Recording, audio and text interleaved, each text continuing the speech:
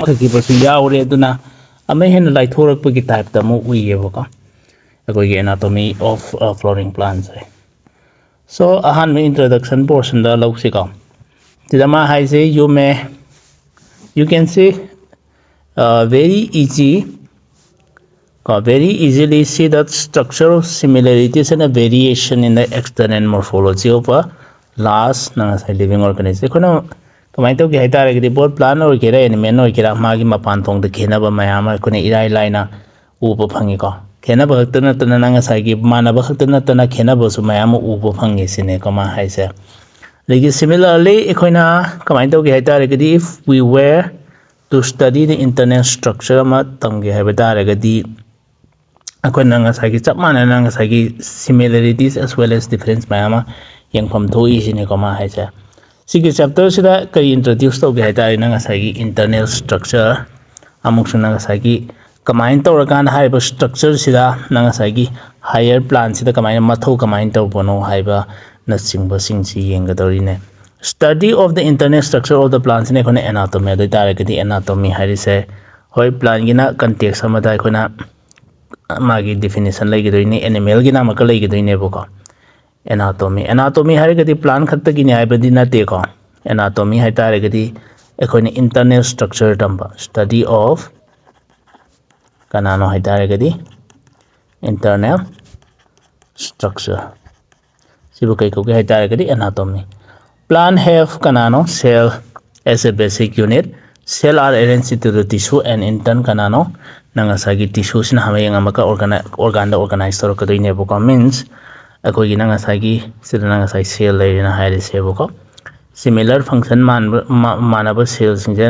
group tawgidoineboko group tawrakanda hayeng kana form tawgodoiba nangasagi tissue form tawgodoinebo dagi tissue sina amaka kamai tawbuno haitaragadi amaka combine tawrakanda hayeng kana form tawgodobuno haitaragadi nangasagi organ ina form tawrakadoineboko aduna sigina level of organization ko organ se nangasagi combine tawrakanda organ system ina ga mayam lakadoineboko different organ in the plant show difference in their internal structure ko nangasagi pambi di yaur different organ se mayam haibadi mana amaga mathau mana di khenaba mayam ui ne ba haise ko within the angiosperm monocot and a dicot also seen anatomically different angiosperm kangu singjana ngasagi monocot ogera dicot ogera makhoi si thasu ngasagi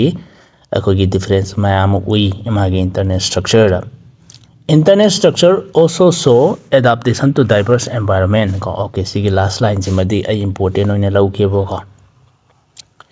internal structure dana ngasagi buko khenaba mayam lai si kari no haitare mana laiba mafamduda natraga environment to the adaptation to biyana bagi damakta lakpa changes ni isine ko mana haise sigi last line simadi adum statement based natraga one liner adum hangjalak biyai ba tai sidi just introduction gi wahi khara khada phongdok pone baka kashiam na kan important ne naina laude and then ko tissue la ase the tissue system na marakta mayam palam mane ko thaina gi lerek tadi na ngasai gi different type of akogi cells permanent adagi na ngasai gi akogi dividing cell meristematic cell ge mayam discuss tawr me boko adugi portion to pulap lak thokhra kan na ngasai gi the tissue system ina lakre boko okay sidagi the important oiba point mayam yauzara ne boko we are discussing karino ma haise discussing type of tissue based on the type of cell present let us now consider how tissue vary haragadi khenaba depending on their location in the plant body my plant magi location yenga kanda na ngasai ki khenaba mayam leiri bo different tissue mayam phangi boko hybrid tissue sing si ko fajana tamchi isne ko mana sida haning is their structure and function also depend on kanano location gi matung ina khenai isne boko tissue si ga okay sida ko na important oiba hayo haitaragadi sida dum leire ko karina on the basis of their structure and location structure amasung location karai wai da phangbono amasung magi structure kamai tawbono haibi gi matung ine koina ne pambi da ne kamai tawge hai taragadi tissue system makan ahum ne bkhanara ka dawi sebo ko makoi sing adudi han bada epidermal tissue system haiba ama मथंगसिना ground नत्रगा कोइना fundamental tissue system को ground tissue system की अतोप ममिंग सिने कोइना fundamental tissue system हारगा जु खंगना भी याई को फंडामेंटल टिश्यू सिस्टम हारगा जु खंगने एंड देन अहुम सुबह टाइप सिना अमका कनानो वास्कुलर नत्रगा कंडक्टिंग टिश्यू सिस्टम हाइतारे को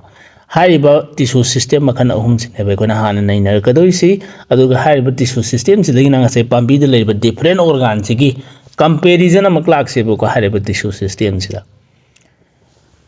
ओके मखा ताबदा एखोगी अहानबगी इपिडर्मल टिश्यू सिस्टम एना पलंबदो मागी मतांगदा हाना मयेंग से का epidermal tissue system form the outermost covering of the whole plant body magi epidermal tissue system ki location ne mana hairi se ko kadai wai da pambi sigi outermost part lei riba tissue mayam sing se akhona kai ko kada ba nanga sa gi epidermal tissue system ko gudai ne ko outermost covering of the whole plant body ko and then ama makha tare of the whole plant body and comprises kana kana yawun haitare gadi epidermal cells na ma yawra ani epidermal cells amana kanano stomata hay ko ba mayawra ani amana nanga sai ki epidermal appendages epidermal appendages na nanga sai makhan ani de khoi discuss to gudari ne boko kana kana no haitare gadi trichomes ko ba maga hair ko ba maga ko trichome ko ba maga hair ko ba karim to waru do boko sigi mayam sigona amamam changa aga detail ta makada mang hakta ne boko so ahan bagi mana sida lai ko epidermis na laani ahan bagi nanga sagi epidermal cells sigi matang dene boko khone discuss to rakadori sa epidermis is the outermost layer of the primary plant body this is the primary plant body na mana wahi ma hiri e boko sigi wahi se me koi catch to se boko primary plant body primary plant body primary plant body hai tare kadi karne karina meng se boko sida igina nga sai gi sit leirina haire seboko this is the sit leire seboko sit sida gi henga maga nga sai gi germination tora kana nga sai gi pambi masa ma develop tora ka duine boko pambi masa sida gi nga sai gi pambi kitang ko grow leira kana nga sai gi pambi masa mo la ka dorine hai ba pambi sida gi nga sai anoba structure amata add toraktri na laura seboko siga anoba structure add torakta basugumba nga sai gi plant body sibu khona kana kai ko ba primary plant body primary plant body sida nang u ka dori nanga sai ki stem ama u ka dori nanga sai ki branch ama u ka dori adagi nanga sai ki leaf ama u ka dori adagi makha da na maka kanano root ama u ka dori boko pambi sina growth torok padagi adum yauraga lakpa structure mayam sing se khona kai ko gada ba primary plant body ko se boko adagi sidagi maka further development am toraka nanga sai sida bark na bak pi ai boko sida bak kaina maku athaba magana bakpiya adugum baduna nanga sagi secondary plant body na khana seba ko primary plant body haita gadi pambi na sittagi growth or ba matam dagi adum yawra aba structure mayam sing sine na ko na khana seba ko later haida gadi nanga sai pambi sin growth tawra ba matungda develop tawba structure du de khona primary plant body de kasu chan yaroi aduna epidermis na kana orini outermost khwadi gi mapan thangba layer oi gadi ni kana gi primary plant body gi adoi tare gadi si epidermis ki matang da meyeng se ka kanana sabno hai tare gadi yamna elongated oiba cell asang boko compactly arranged means selam ga krik engine na boko gap leita ba adu ne ma hai se boko which form a continuous layer plant body higi whole over the body se cover to kudai ne ba sumaina for example hai tare gadi boko sida lai epidermal cells or epidermis nanga sai ge boko sumaina cells in the elongated cell oi kadori ni at the same time kamai to no selam gi marakta space lai roi dori ne boko epidermis is usually single layer or any important feature hai direct cells hai layer ama haktani ko nang u kadori se boko layer ama dagi hena su u bhangroi ba adina nga sai sigi epidermal cells na amaka kanana sabano hai direct parenchymatous cell makhala mana sai boko parenchymatous cells hai tare gi nanga sai gi adugumba living cell makhal lamani hai tare ko so sigi epidermis se kadai degi nanga sai form torokpono hai tare ga di nanga sai gi parenchymatous cell degi ne boko parenchymatous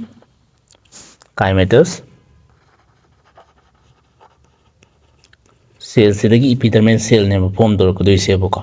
अदु तारगदी सिगी cell सिंग मागी origin si karino koina hanba panbada parenchymatous oirani at the same time nang asagi kana yagudaba small amount of cytoplasm yagudori nang asagi cell wall se line tawgudori and nang asai vacuole namak sar chawgudabuko so epidermal cell sarak pasigi nang asigi cell gi picture ahanba hayo haitargadi parenchymatous adu cytoplasm yamna yawbra hairagadi yamna yawdebuko small amount of cytoplasm oigadorini at the same time nang asai cell manung sida vacuole asoba madi yawgudori boko sina nang asai ki koi ki magi basic oi picture ko and then nang asai ki cell wall gi matang amaktam phalange boko cell walls epidermal cells have cell walls khara pa gadori ne boko thin wall oi gadori ne boko simajo koi habe khangjan bi ai boko okay and then makhata bada the outside of the epidermis is often covered with a waxy thick layer called cuticle which prevent the loss of water epidermis ki outside ko epidermis ki outside se aina nang asai ki green color amana sida coating tawraga thammi se sida na kai ko ge haidare gadi khoina cuticle ka we boko cuticle sina kai to ko da haidare gadi pambi manung da leiri ba ising se mana nang asai ge boko mapan da thoki da bodo mana prevent taw ko to ne ba cuticle sina waxy we haidare boko cuticle sina nang asai ki magi nature hayu haidare waxy ising gumba phautok phaujin taw ba yaroi to ri ne ba okay aduga amana man so ma hairi boko root ki epidermis the cuticle yaudi sineba sina yamna thina maru oiba point ne boko so sumaina point amtang hapum se boko karino haitare gadi root ko epidermis of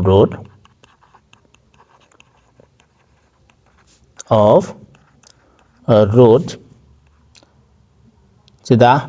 cuticle absent cuticle sinang asagi yauroi dari neboko kari gi yauroi dari no haitare ga deboko nang asagi root ki mathauti kari nang asai water absorption neboko kai gumba cuticle yaum batare ga di kamai to nang water absorption yaroi dari neboko sinang asai hariba nang asagi root sida water gumba mineral gumba sijang ga doi neboko adu nang asai kai gumba cuticle yaw hitare ga di sigi water sijang basu yaroi dari neboko adu nang asai root ki epidermis di cuticle yaw deboko sugum basina important point oeboko adigi amana kanana stomata gi mata amalai ko stomata akhoi second point la ka doi neboko kanagi epidermis ki stomata are the structure ko present on the epidermis of leaf ki epidermis ta phangba ate atopadi phangaro yeboko stomata regulate the process of nang asai ki transpiration ena amana nang asai haiba water loss to prevent to doi neboko prevent the loss of water haidare ga this is ne kona example se magi technical terms kai ko ge haidare ga di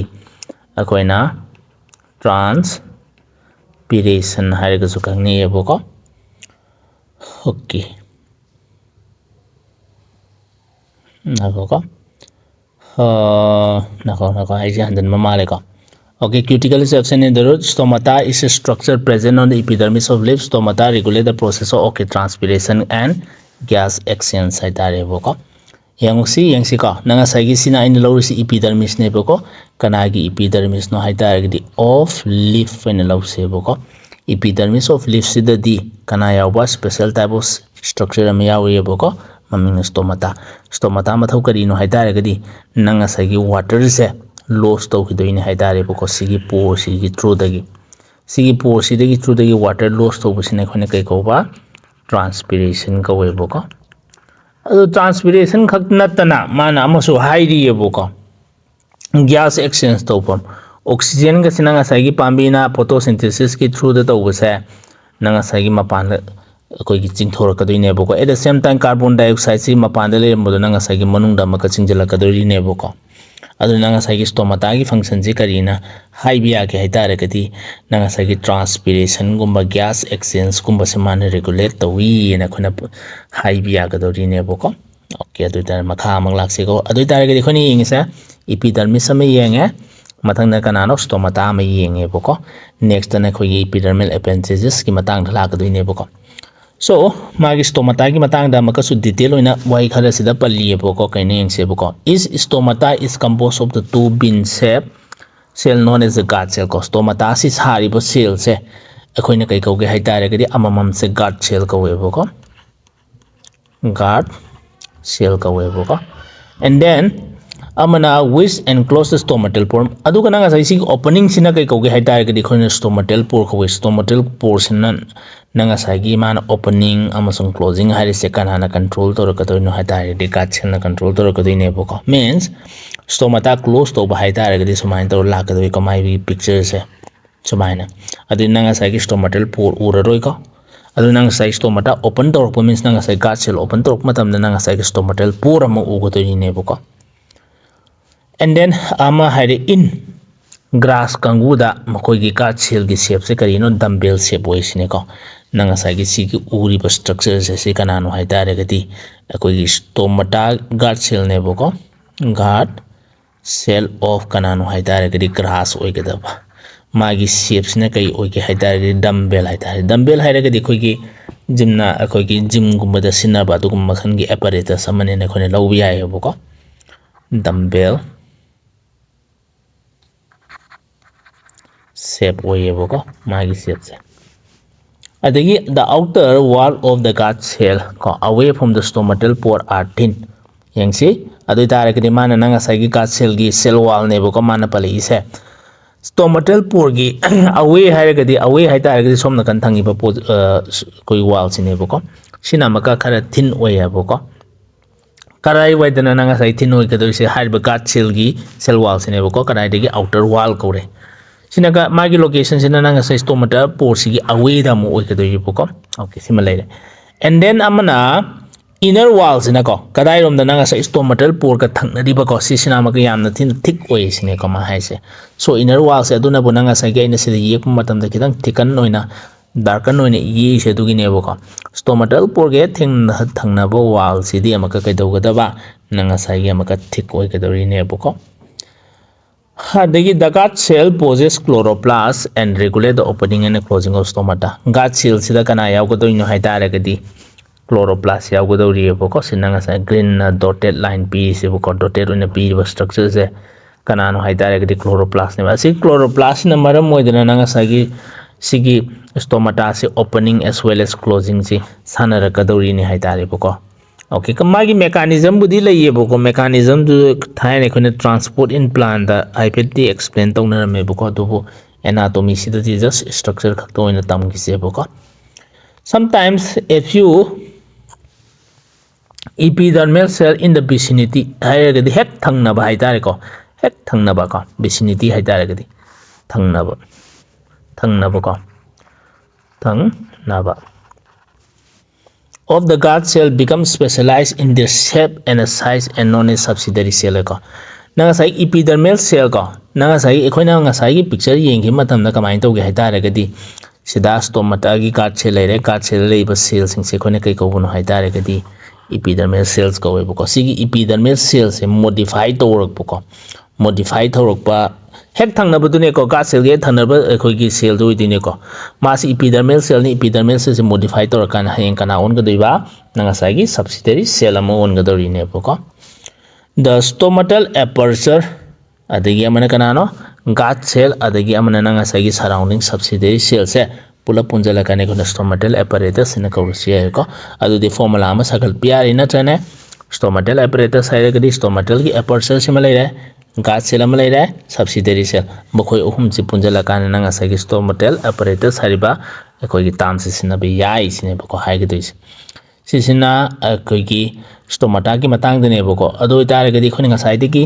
epidermal tissue system da makan ahum pan khina trane kana kana no epidermal cell haiba ma stomata haiba ma adagi nanga sai gi epidermal appendages haiba ma ani si de pan gre bko ahum suba khoi gi epidermal appendages lakse bko trichomes ka hair ka na koi na nga sai gi bko pambi do uber structure ma si do ur ka to ine bko okay the cell bear a number of hair mayam yaugudori bko epidermis ki cell sida the root hair are unicellular elongation of the epidermal cell and help in absorption of the water and mineral from the soil root hair in a high root hair kamai to form to bono masa mak se epidermis ki cell ne kadai da no epidermis ki cell no haitare gi of root ta phanga da ate to pada di phanga roi bko Sigi root here sina nanga sagi unicellular cell magi mathodi karino water gumba mineral gumba absorption tawgadori boko soil sidagi sina function of root here malai. And then amana ganano on the stem da malai ko khoi si root ki wari to khre boko amak stem da maglak se ba stem da na amaka stem gi epidermis here da mami ne kai ko ke hai taragadi trichomes ka we boko trichomes ne nanga sagi shoot system part am wi gi ne boko ayam ban nanga sai sina maka multicellular we ba khena ba ji khangoro boko. So next sina kanano hai taragadi si epidermal gi cell ngak te ne boko si de ye structure se epidermal cell si de gi kitang slightly modification to rakana sumaine kona trichomes ko structure ma develop to ko ri ne boko sina maka nanga sai ki stem gi epidermis ta phangane boko ate to pa de phangoi magi nature agoro here ga kai khena bono hai dar gi trichomes kangu sina maka multicellular oigedaba adu nanga sai gi stem ta phangado ine ba adagi trichomes simana kari oibiya gi hai dar gi branch oirak pia and branch oirak pia nataga soap stip hai gi lingba hai dar boko stip ki meaning si lingba kanba lingba ko meaning se lingba natraga kanba hai ga siya ko.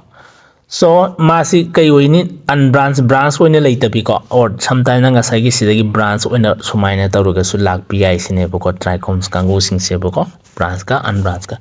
yengo nanga sagi akoina pambi ki stem da sumaina tawra kanda structure amu u bi ai ha tare boko sida sumaina here gum mayam thui ba structure sing se ate kananta na te boko trichomes hari ba structure ne boko Mairian mana sebot Mairian gi pambida sebot ki pambida sumaina here mayam thokpudu anga sai khun trichomes ne ka gudu ine boko. Okay, and then trichome ki mathau kari no na haira me function da mana nanga sai water loss kumba nanga sai gi transpiration gi through the water loss oibado nanga sai gi trichome sina maka prevent tau gudu ine haidare boko. Okay, magi main function kari no haidare gadi trichome ki function te prevent water loss hai tare ko kanagi through the water loss oi puno hai tare gadi through transpiration see through the water loss oi the prevent the gudi ne boko trichome ki function ne boko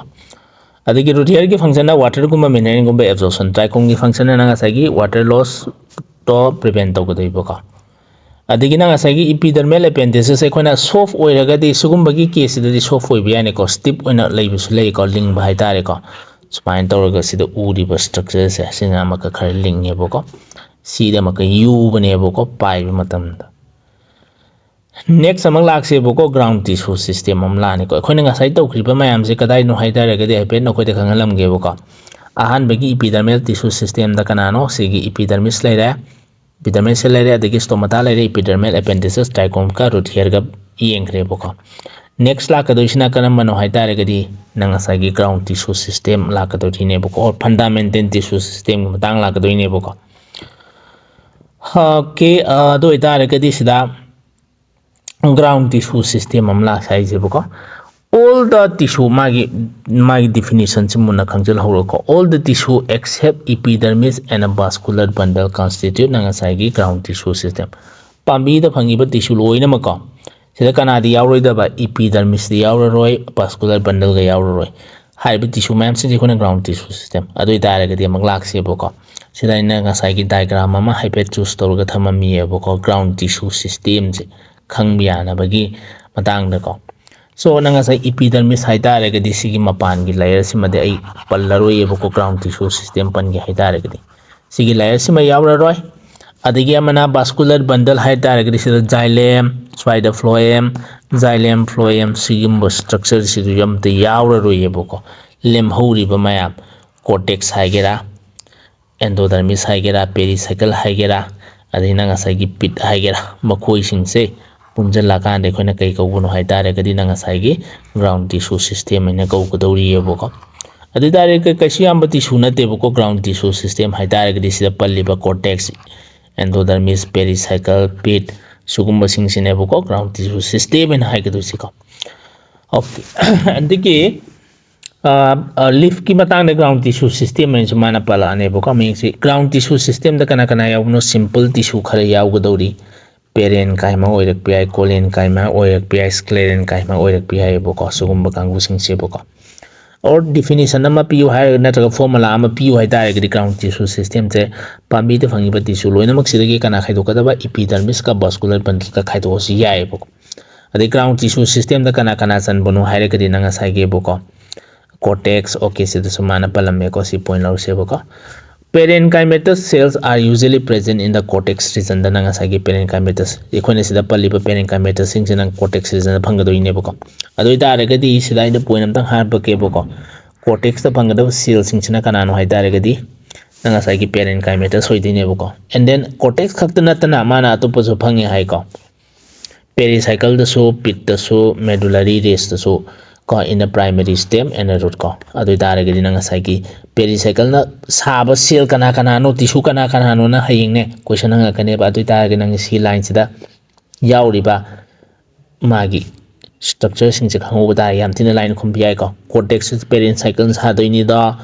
pericycle so pit so medullary race sing so loina parenchymatous sa do ni ko haying question na mak so hang pi ai ko sclerenchymatous na saba structure sing do kana kana no na so hang pi ai nadaga cholenchymatous na saba da kana kana no hang pi ai ko ano so ma ma nang thamu da ga yam line khum do ri ko in the leaf ko ground tissue sina kana kana yaw gi hai ta ga di leaf ki wari ne ko ai stem ge root ki na te ko leaf ki wari ne bai na la ka doi ground tissue system si yam na pa ba chloroplast yaw ba nga sa ge bo ko cell am lai mami na kai ko ge hai ta ga di mesophyll ko adu da ga leaf ki di yam thin lai re leaf ki na ground tissue system si kana ne represent or ka ni mesophyll cell si khakta ne represent or ka doi ne bo ko adu ita ga danga sa leaf ki hyper section am yeng se bo ko leaf ki section si ko na uri se kana no haida re ga di sida lai ba structure sing haida re bo ko adu di nga sa epidermis di yawra aroi ko epidermis ma di yawra roi and then amana kana yawra roi haida ga di nga sa xylem phloem yaw ba kangu sing si yawra roi bo ko lemhori si di kana lai re sida mesophyll cell kangu sing si oi ki tori ne bo adu di nga sa sumai ne khona point am khada happen bi ai bo ko in leaf haidare leaf the ground tissue system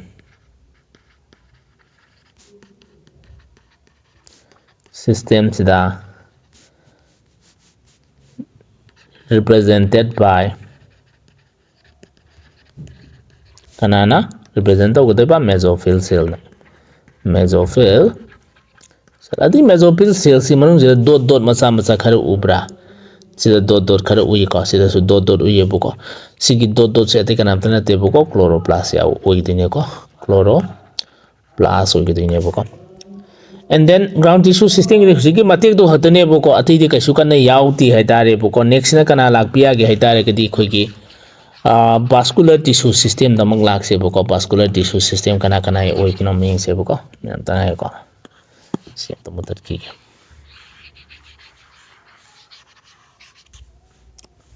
si bogi sang di loi jalam se bo ko to next class na comparison ma to se ko class ani ahum digi hena di ka su jang da me bo ko so the vascular tissue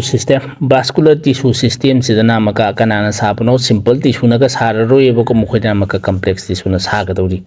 kana no xylem ga phloem ga yagu dori adu di any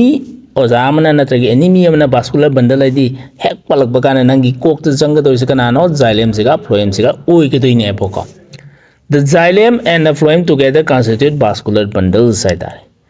dicota monocota vascular bundle ki arrangement am yeng se bo ko in dicotyledonous stem cambium stem ki wari ne ko sum base hana mun khangchalo ko root ki na tongan ba mala ye bo ko cambium is present between the canano phloem and the xylem such vascular bundle are called such vascular bundle because of the presence of a cambium has the ability to form secondary xylem and as phloem and hence called the open vascular bundle in a high open vascular bundle ka closed vascular bundle ka hypelax se boko sida kanano hai tare gadi sugum basina vascular bundle na sa gi xylem amusung phloem ani sigi marakta meristematic cell ma yawri boko cambium mena si cambium si yawraba adu tare gadi mana hain kana form to bungam buno hypelax ke boko si kom na kanda picture am da hypedega ke boko sina kanano hai tare gadi magi phloem ne hai se boko pambi na grow to bodegi adum yawjarak pa ahan bu phloem ne khone kai ko ge hai tare gadi primary phloem ko weba adegi Hamana kamain to uno haita agadi nanga sai pambi na grow ahan betul pudagi yau jerak pa nanga sai gi xylem dona kai ko ge haita agadi ma na primary xylem ko we boko primary xylem amsung primary phloem ani ji gi marakta hayeng kana phangbiya bunu haita agadi cambium ko ba layer ma phangbiya e boko sina kana no haita agadi akoi gi cambium ne cambium sina maga kamain to bunanga sai gi ma di meristematic cell ne boko meristematic cell ko meristematic cell haida gadi ate kanam to nate divide to bangam cell ne boko dividing cell ko sigi dividing cell sina hayeng ne pambi na mature oy matam da kamai to buno haida gadi man divide to bo hor ka do ri boko man divide to bo hora khanda sida ko picture si matan nan lauge to bone boko hayeng divide to matung da ne kana form to buno haida gadi sidagi secondary phloem natraga secondary xylem in sumain to form to ko doine boko so sina kana no haita gadi secondary phloem haiba maga somna kansina secondary xylem haiba ma si form to ko doine ko kana no form to puno haita ri sigi cambium china nanga sai secondary xylem su form to ko do phloem su form to ko doine secondary xylem su form to no pungam ko do ri ne boko Karigumani se mata cambium yarba adoi dare gadi ekhona kai ko koda ba sugumba se open vascular bundle ko isne ko open vascular bundle ko nisne ko ado open vascular bundle kadai da phangbuno example sine maru wi se ko dicot ki kadai wai dana khona phangi do nanga sai gi stem dane ko khona khana khip se ko Okay, in kanano haitari gidi monocot ama yenga seboko vascular bundle has no cambium between them yango adu tare gidi sisine nanga saigi monocot stem ne boko monocot ki stem da phanga dori ni marak se xylem phloem marak se da vascular cambium lai roi dori ne boko cambium lai basina nanga saigi dicot ki kanano haitari gidi khone stem ne na laur se boko Hence,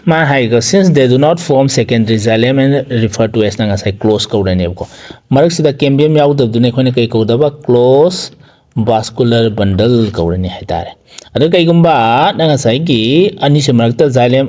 cambium yaw ma tare ga di aduna open vascular bundle ko ni isne ko ma haise When the xylem and the phloem within a vascular bundle are arranged in alternate manner along the different radii they are called the radial such as in root aija boko man haire root ta ma kamai to un haita re ka di sumaina ma leire boko maya gi circle ne laur se boko sina center circle gi center se dagi different radius ta kana lai buno haita re ka di xylem ga phloem ga leira ba sumaina sugum basine khoina kai ko buno haita re ka di radial arrangement ka way boko radial arrangement sina amaka kadai da phangbuno haitare gadi they are found in root ne boko phangadoris monocot ogera dicot ogera boko root ta phangadori ne ba in different radii da adi conjoined na ma haire ko conjoined type of vascular bundle the xylem and the phloem are jointly situated at the same radii of the vascular bundle in haiko sina kamai to buno haitare gadi Yengse sumaina koigi magi su cross section am da lause boko sumaina xylem phloem ani se sumaina nafsanar leira boko sumaina nafsanar leira bo xylem phloem ani se nafsanar leira bo Okay sido uri se nakanam nakana no nanga saki phloem nakanam nakana no haitare xylem radius lom ni ngo tare gadi nangna sidi same radius kaura katoini haitare boko xylem phloem bil same radius leiba ko budini ko sumain napsan raga leiba kangu sing sine boko adu tare gadi si napsan raga leiba kangu sing sine khoina kari ko be age hai tare gadi nanga sai gi conjoin ko be ai boko conjoin sina amaka nanga sai gi kadai wai da phangbono hai tare gadi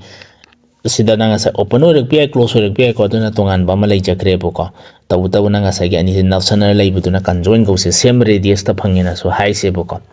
Such vascular bundle are common in nanga sai stem da ko akoi nanga sai sida stem haidana stem haidana stem da karama makhan gi vascular bundle arrangement phange haitare gadi conjoined type si phangina noi khongbo doine adi nanga sai sumai different radii da leiba different radii da leibu tune akoi kai ko nu haitare gadi radial vascular bundle arrangement ko ebo ko mana kadai da phanga da ba root da phanga doine bo ko stem and leaf da phangbo ko nanga sai ko jiki कैसेबको conjoined type सेबको अदगी Amna कनानो हाइगदी the conjoined vascular bundle are usually have the kanano phloem located on the inner ko located on the outer side of the xylem and haiko okay sigi last points malak sebuko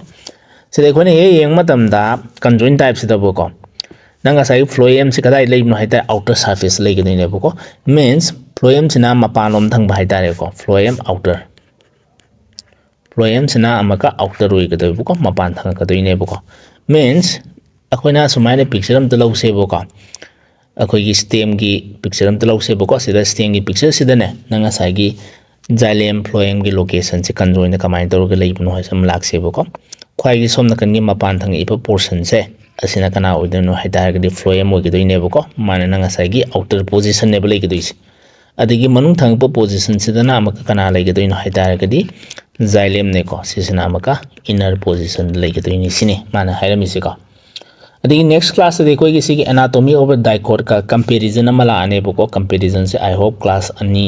मुक्की सांग थी तुम चंग खिने बको सिगे related और question हम तहान लाके से बको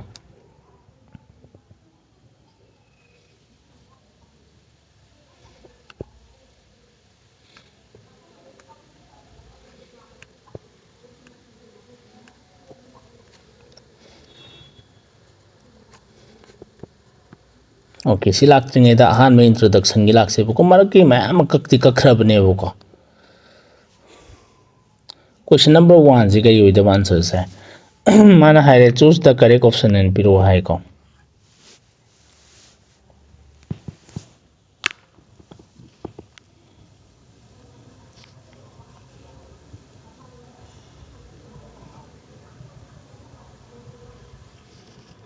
कना होते दी को ओके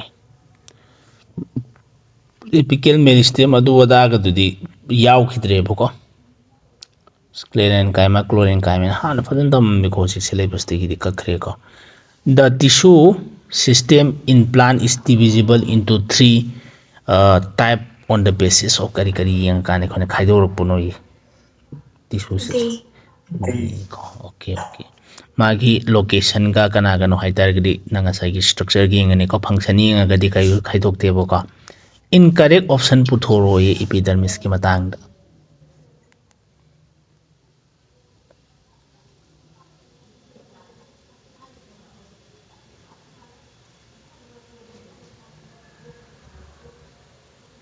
नंग सीको स्क्लेरेन का मल्टी लायर हाइब वहाई असिदि खोना पनबियार को अतय अतोप तोखरोबा नंग इराइ लाइबा मवंग अमदा गेट्स तोबिया गतोइनेबो को incorrect pair खाइदोरो इस्ति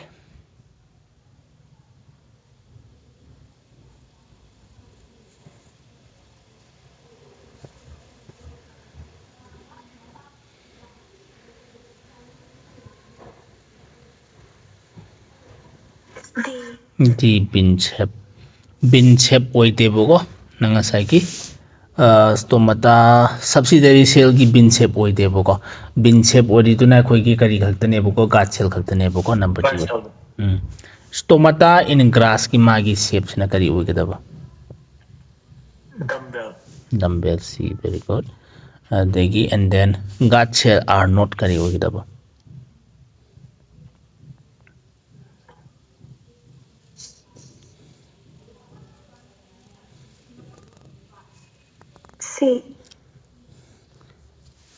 inner wall sina amaka kari nama aise buko thin inner wall thick outer wall thin oil daina my outer wall de kone sumaina manung dana amaka sumaina khara tha ne ye idudi irai laiba poinam di leire buko irai laiba poinam di leire si chumme si statement di chumme ko aran badi oide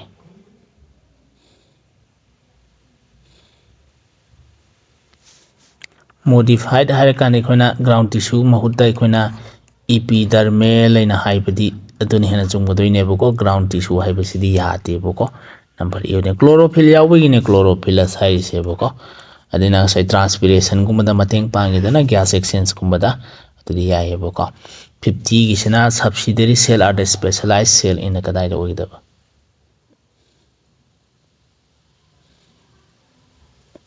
कनागे ए दबको guard ꯁꯦꯜꯒ ꯍꯦꯛꯇ ꯊꯪꯅꯔꯒ ꯌꯥꯎꯒꯗꯣꯏꯅꯦꯕꯀꯣ trichome are the epidermal hair of कना होइदबा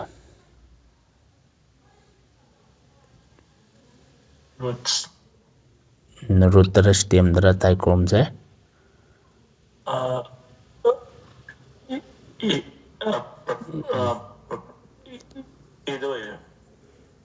root की नतेबको स्टेम की होगिदबा ट्राइकोम सिनबको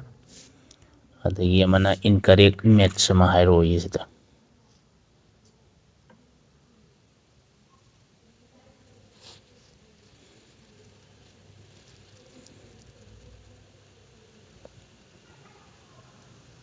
याम थिन लाइन दी यावरेको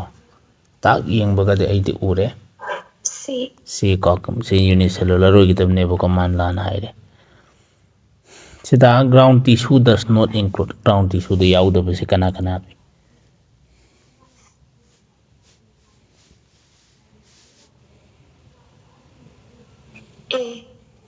ए 1 का 2 का से यावबि यादेबको तै लोइने यावबि या हेतारे In the leaf ground tissue system consists of a thin wall of a chloroplast containing cell maming na kai ko C. Okay, very good. Mesophyll cell ko radial vascular bundle se kana ki characteristics no ye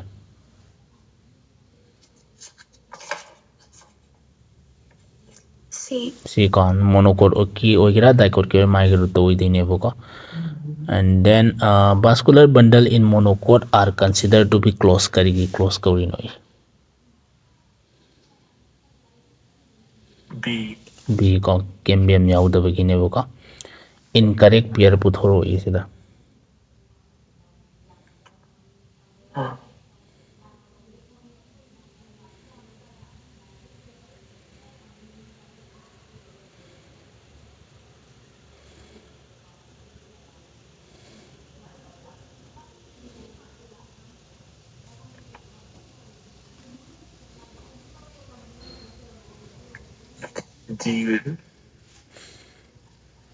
different radii sinaboko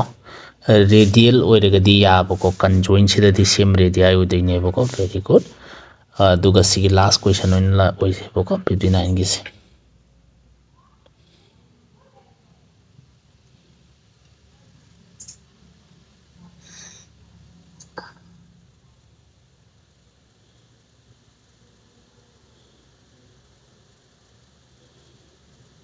kana oidorige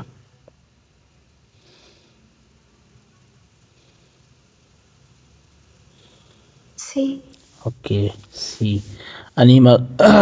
okay sina conjoin da sisu conjoin neboko sina conjoin close hoigida sina conjoin open hoigida boko number sina quite the best weapon sir eboko C for the any doubt discuss to ning bela yekadi present oro